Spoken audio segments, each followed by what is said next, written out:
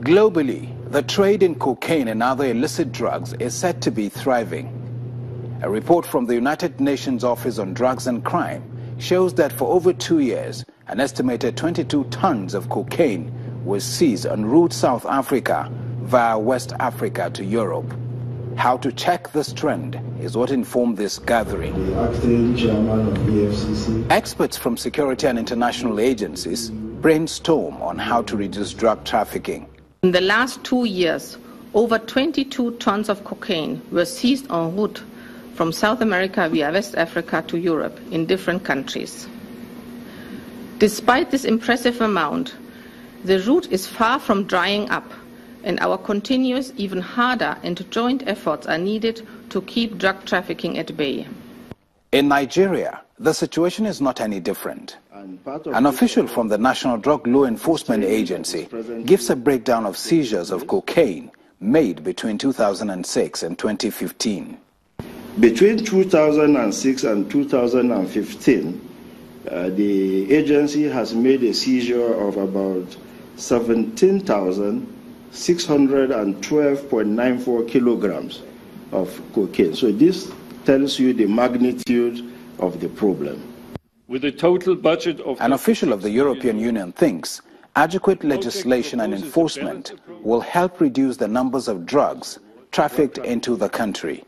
We firmly believe that tough measures have to be taken against drug traffickers. The project Response to Drugs and Related Organized Crime in Nigeria has 3 main objectives.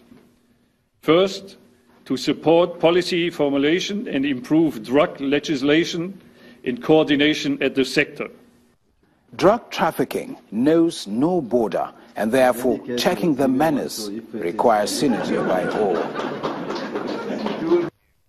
Now, it's a related worry for the Northern Governors' Wives Forum, which is concerned over what it describes as a rising profile of substance abuse among young people in northern Nigeria.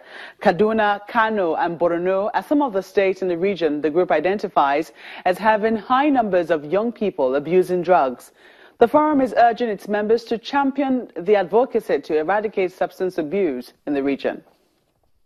On the representative of the chairman. Wives of governors from the 19 northern states, the representative of the wife of President Muhammadu Buhari, and the wives of some lawmakers from the region are in this hall to deliberate on how to tackle drug abuse in the region. Although there is no specific data on drug abuse in Nigeria, the chairperson of the forum, Mrs. Asamao Yari, identifies substance abuse among young people as a major problem that the region is grappling with. But we need your help. We have to come out and say, yes, this is a problem in the north. We have to come out and say, yes, let's do something about it. According to the United Nations, an estimated 246 million people globally abuse drugs. 5% of these figures are between the ages of 15 and 64.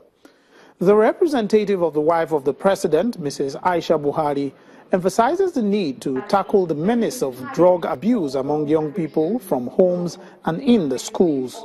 If the teachers in schools can have some classes that can bring out the dangers of this abnormal use of drugs, because abuse is abnormal use.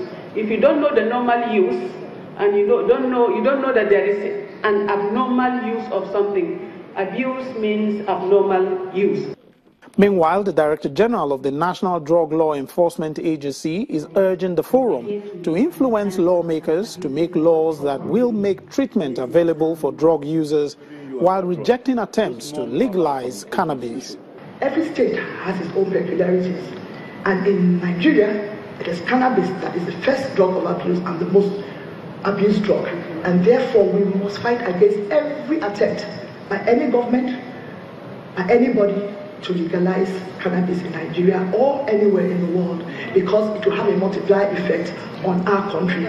The 2015 United Nations Drug Report reveals that 1 out of 3 drug users globally is a woman. It also says that women face serious barrier to treatment, as only 1 out of 5 drug users treated is a woman.